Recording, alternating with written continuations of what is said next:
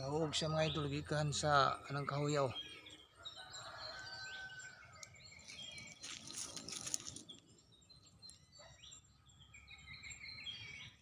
Buyog lang dako agi nang tuko mga idol eh.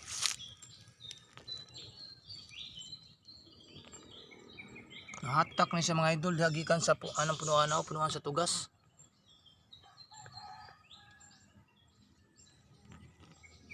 No.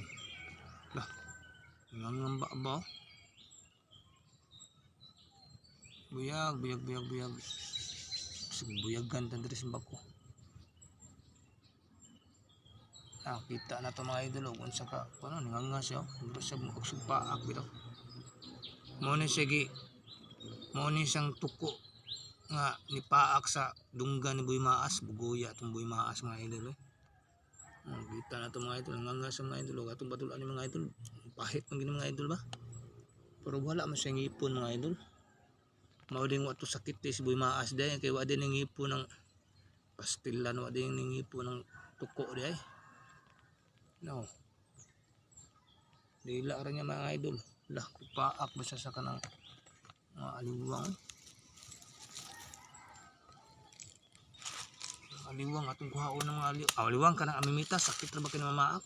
Paak mao ding nahug siya dito sa babaw dagay paak dai sa mga aliwang day mga idol. Kuyawan mo.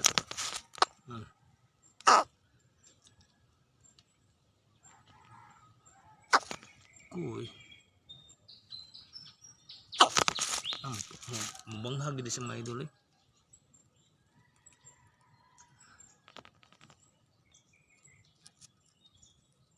May kuhaon na to ang amimitas nga naa sa mong lawas kay kaunon ka sa mimitas.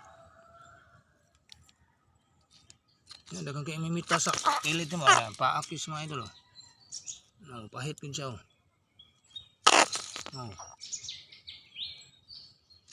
Okay, kuyawan sa tanim mga idol.